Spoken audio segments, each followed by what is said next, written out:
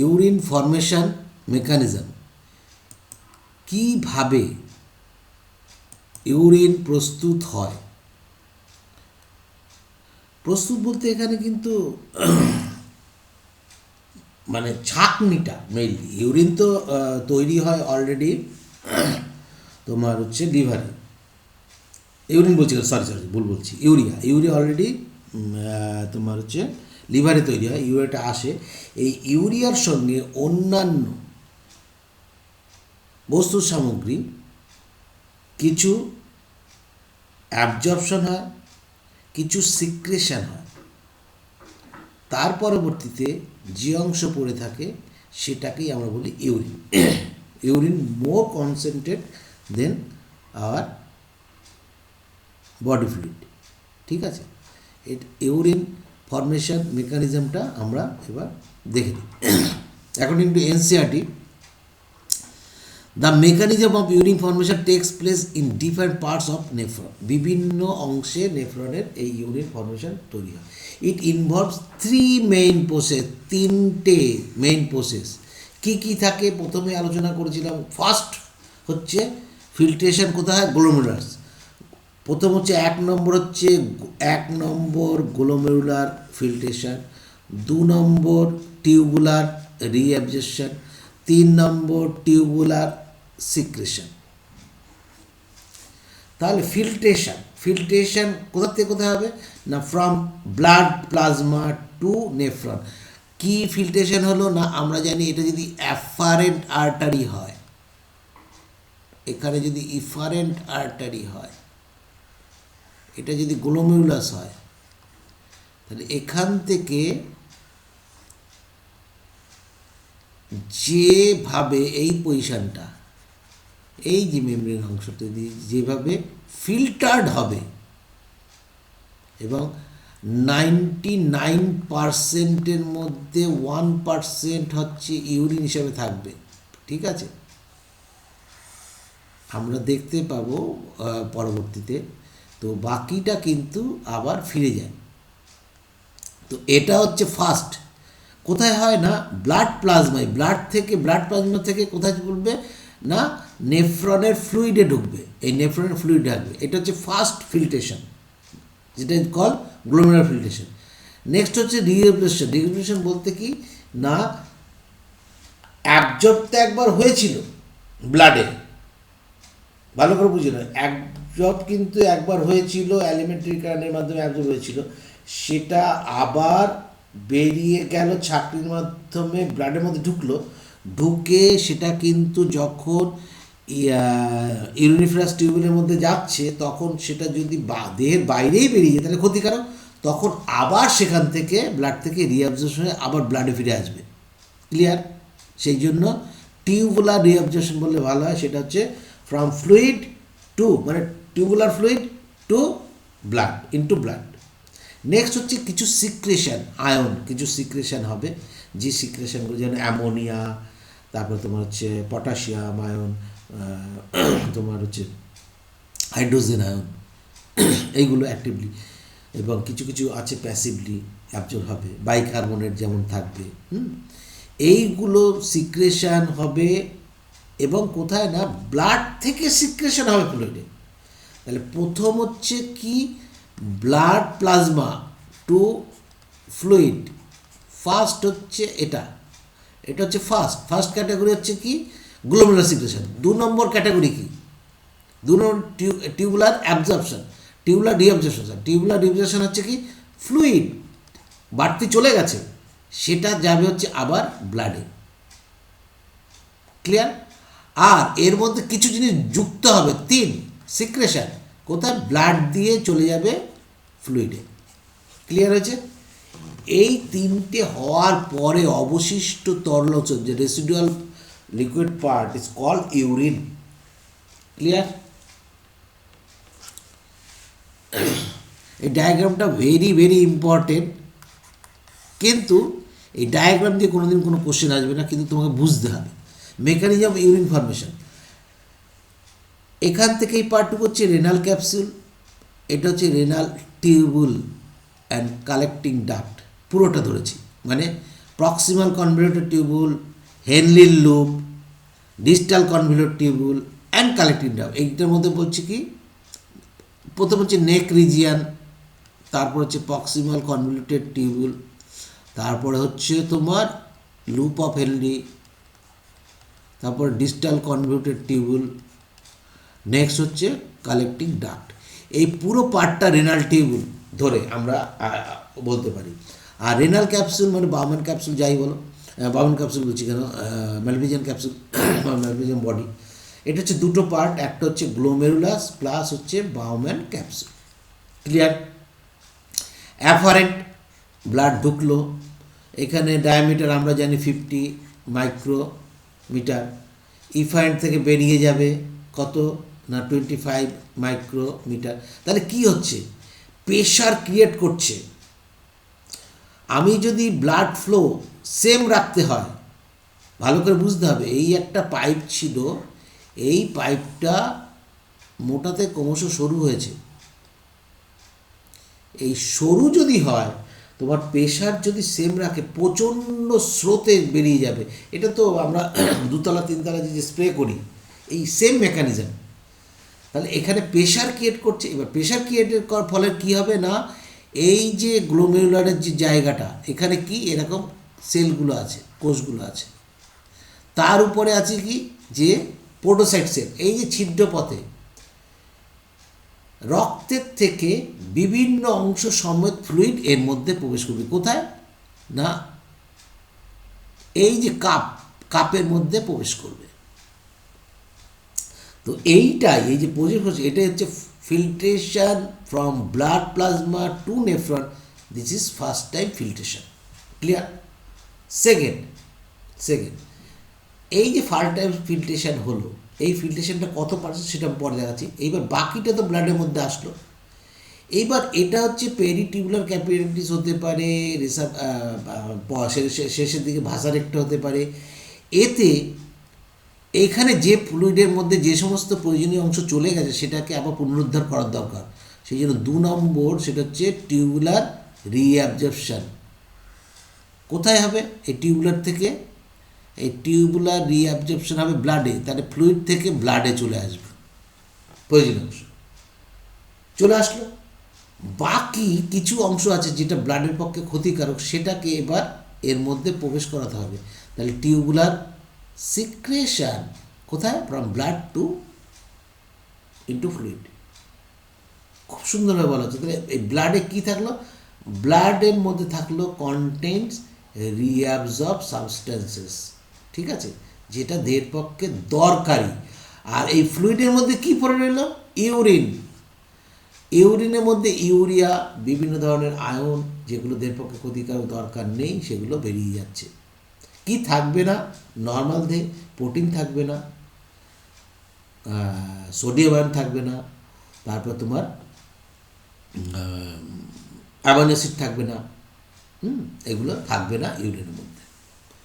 Next আমরা যেটা পড়বো, যে glomerular filtration rate, GFR, glomerular filtration rate কীভাবে যায় সেটা আমরা অঙ্ক কষে দেখাবো।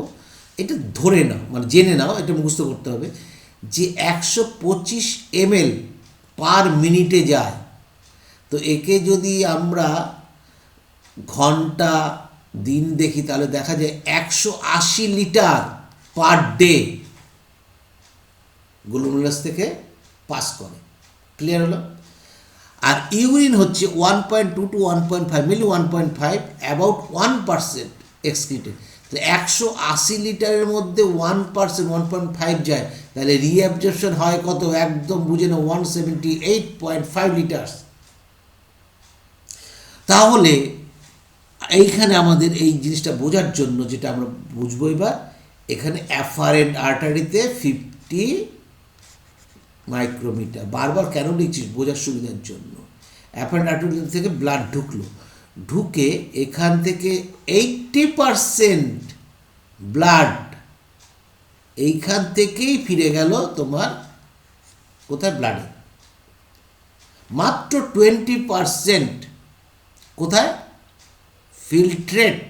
ফার্স্ট ফিল্ট্রেট হলো 20%, ভলিউম ফিল্টার হলো। এই ফিল্টারের মধ্যে দিয়ে এইবার যে ব্লাড যাচ্ছে সেখানে 19% ফ্লুইড রিঅ্যাবজর্ব হচ্ছে, কোথায় না ব্লাডে, এটা চলে যাচ্ছে। আর 1% ভলিউম এক্সক্রিটেড হচ্ছে, দ্যাট ইজ বাইরে এনভায়রনমেন্টে বেরিয়ে যাচ্ছে। ক্লিয়ার হয়েছে? তাহলে প্রথম চান্সেই 80% ফিরে যাচ্ছে ব্লাডে, বাকি 20% 19% রিঅ্যাবজর্ব হচ্ছে, তারপরে তার মধ্যে 1%-এর মধ্যে কিছু অংশ আবার সিক্রেশন হচ্ছে, দ্যাট ইজ ইউরিন। এবার তিনটে আমরা পড়েছি। ফার্স্ট হচ্ছে গ্লোমেরুলার ফিল্ট্রেশন বা আলট্রা ফিল্ট্রেশন। কেন? এটা হচ্ছে আলট্রা মেমব্রেন বলে আলট্রা ফিল্ট্রেশন। এখানে কি হয়, ফ্রম ব্লাড প্লাজমা টু নেফ্রনের মধ্যে ঢোকে, মেনলি ফ্লুইডের মধ্যে প্রবেশ করে according to NCERT. First step of urine formation is filtration of blood is performed by glomerulus which present in malpighium corpuscle, জানি আমরা of nephron and called glomerular filtration. Good. On an average মনে রাখতে হবে, কিন্তু এটাকে অবশ্যই মনে রাখতে হবে 1100 থেকে 1200 ml, মোটামুটি আমরা গড়ে যদি 1000 ml ধরি, 1100 থেকে 1200 ml of blood is filtered by kidney per minute. তাহলে ব্লাড ফিল্টার করছে পার মিনিটে, তাহলে পার মিনিটে যদি 1000 ml ব্লাড যায়, তাহলে আমাদের কার্ডিয়াক আউটপুট কত হয়েছিল মনে আছে? 5000, কারণ 70 ml হয়েছিল হচ্ছে স্ট্রোক ভলিউম ইন্টু 72 বার, তাহলে 5000। তাহলে স্ট্রোক ভলিউম হচ্ছে কার্ডিয়াক ভলিউম হচ্ছে 5000। 5000-এর 5 ভাগের 1 ভাগ পার মিনিটে ভেন্ট্রিকেল থেকে বেরিয়ে আসছিল যেটা তোমার ব্লাড, সেটা হচ্ছে 5 লিটার। তার 1 লিটার ফিল্টার হচ্ছে পার মিনিটে কিডনি দিয়ে। ভেরি ভেরি ইম্পর্টেন্ট, ধরতে না পারলে বিপদ আছে, কোশ্চেন কিন্তু এখান থেকে হওয়ার সম্ভাবনা প্রচুর। আবার পড়ছি লাইনটা। On an average 1100 to 1200 ml of blood is filtered by kidney per minute, which constitute roughly 1/5 of blood pumped out by each ventricle of heart in a minute, that is cardiac output. Glomerular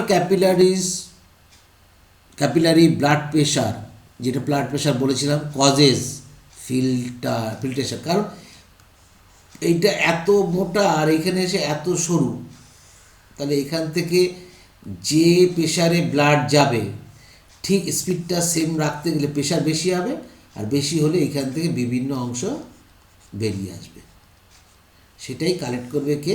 বলম্যান capsule gas.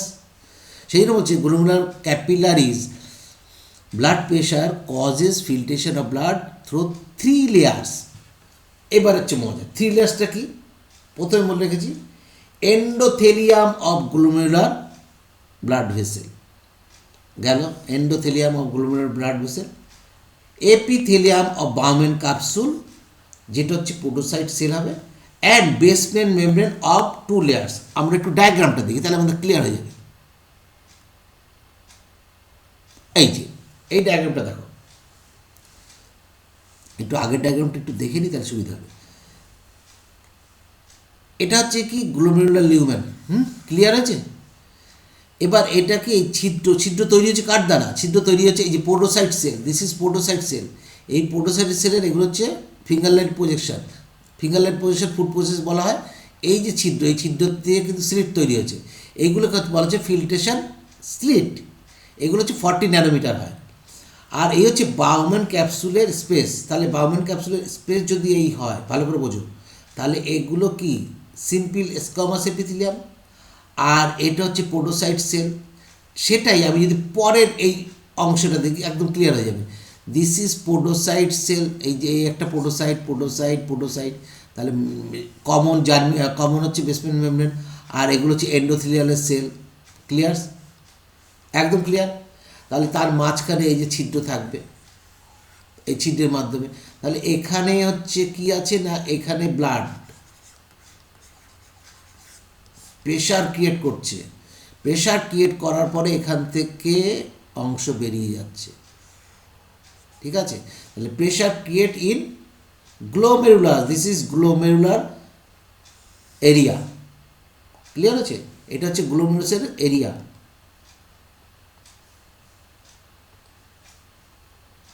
গ্লোমেরুলাসের area এটা আমরা বুঝে গেছি। এবার আবার আগে চলে যাই,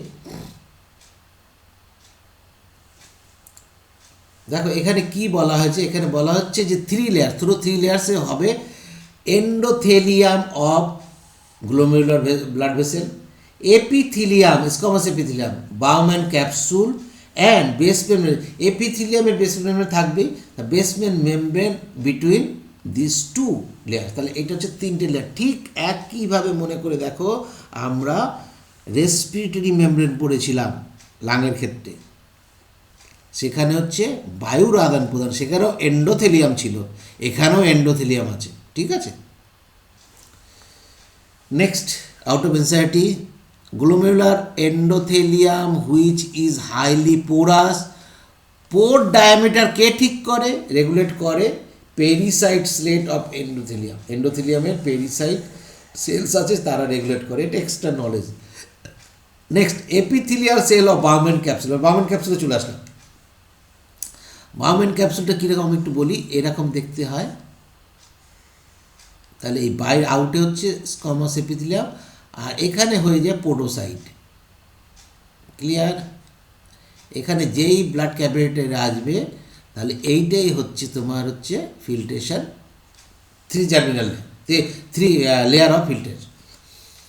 epithelial cell of Bowman capsule is called, কি বলছে, podocyte, arranged in such intrinsic manner so that leave some minute pores called filtration slit or seed pores, clear হচ্ছে।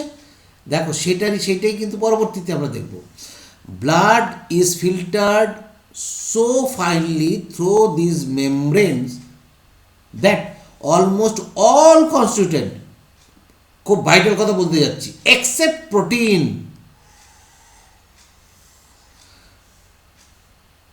that almost all constituent of plasma membrane pass out on lumen of Bowman capsule except proteins. Protein কখনোই ভেতরে প্রবেশ করে না, ঠিক আছে। Protein কোনো সময়, অ্যামিনো অ্যাসিডের কথা বলিনি, কিন্তু প্রোটিন কখনোই তার মধ্যে প্রবেশ করতে পারে। Therefore it is considered as আলট্রাফিল্ট্রেশন, তার মানে এতটাই সূক্ষ্ম ছিদ্র যে তার মধ্যে দিয়ে প্রোটিন যেতে পারবে না, ম্যাক্রোমলিকুল যেতে পারবে না। আবার বলছি, এক্সেপ্ট প্রোটিন, প্রোটিন কখনোই আলট্রা ফিল্ট্রেশনের মধ্যে দিয়ে যেতে পারে না, মাইক্রোমলিকুল ছাড়া যেতে পারে না। এই ডায়াগ্রামটা দিয়েছি তোর প্রোটিনটা বোঝার জন্য, দিস ইজ প্রোটিন, দেখো এই যে প্রোটিন, এই প্রোটিন। এবার এটা হচ্ছে ইফারেন্ট, বেরিয়ে যাবে 25 লিখলে বুঝতে পারছো কি এটা 50, বারবার লিখছি কেন মনে থাকে যাতে, তাহলে এখান থেকে ব্লাড ঢুকলো। এবার যে অংশগুলো বেরিয়ে যাচ্ছে, this is without protein others material, সেটা যাবে হচ্ছে, এটা হচ্ছে নেক রিজিয়ন। তারপর হচ্ছে প্রক্সিমাল কনভলিউটেড টিউবুল, তারপর যা যা থাকে আর কি তুমি জানো। তাহলে glomerular ultra filtration, ultra filter, clear.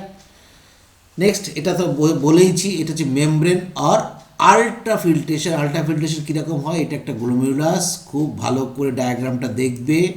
তাহলে এটা যদি হয়, এটা কিন্তু তোমার হচ্ছে কি না স্পেস, এইখান থেকে এটা কিন্তু স্পেস, তার মানে এটা হচ্ছে আউটার মেমব্রেন, এখানে লেখা নেই, তুমি দরকার হলে লিখে রাখতে পারো। এটা হচ্ছে outer membrane of Bowman capsule, আর এটা হচ্ছে inner membrane of Bowman capsule. Inner মেমব্রেনে আমরা দেখব পোডোসাইট সেল, স্কোমাস এপিথেলিয়াল সেলটাই পোডোসাইটে পরিণত হয়েছে, আর আউটার মেমব্রেনে এটা কিন্তু স্কোমাস সেল হিসাবেই আছে, ক্লিয়ার। এই হচ্ছে স্পেস।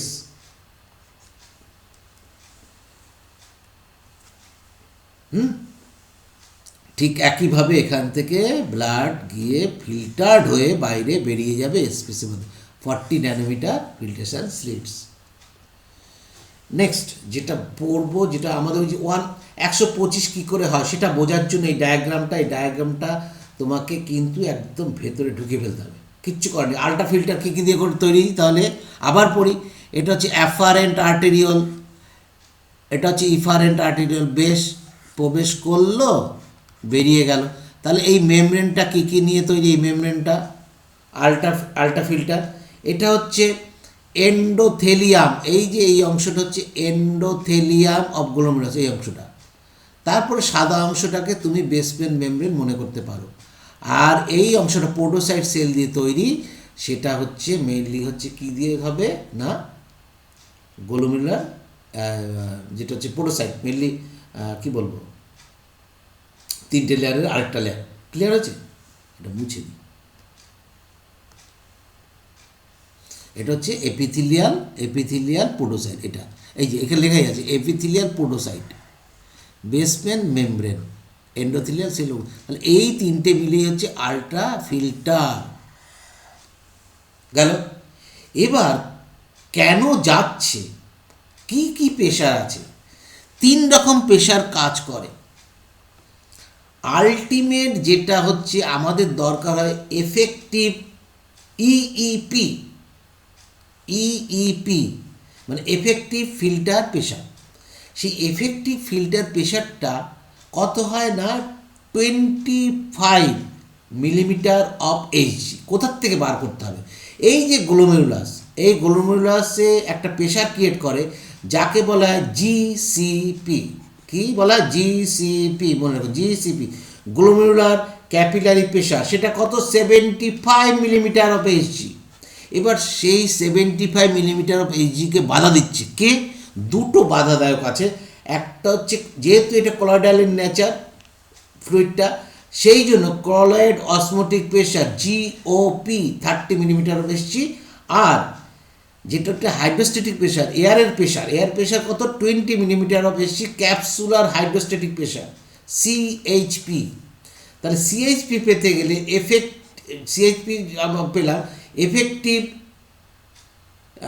ফিল্টার প্রেশার ইএফপি পেতে গেলে আমরা এই গ্লোমেরুলার ক্যাপিলারি প্রেশার মাইনাস এই দুটোর যুক্ত প্রেশার, কি colloid osmotic pressure plus capsular hydrotic pressure. তাহলে 30 + 20 - 75 = 25। এই 25 হচ্ছে এফেক্টিভ প্রেশার। এই এফেক্টিভ প্রেশারটা হচ্ছে 25 মিলিমিটার অফ এইচজি, যার জন্য এই ক্যাপিলারি থেকে এর মধ্যে প্রবেশ করছে। ক্লিয়ার? নেক্সট যেটা আমি বলতে চাইছি সেটা তোমার মানে আসবে না কোষে, কিন্তু তোমার ধারণাটা এফেক্টিভ ফিল্টার প্রেশার কেন 25 হলো সেটা সম্বন্ধে একটা ধারণা থাকা, সাম্যক জ্ঞান থাকবে।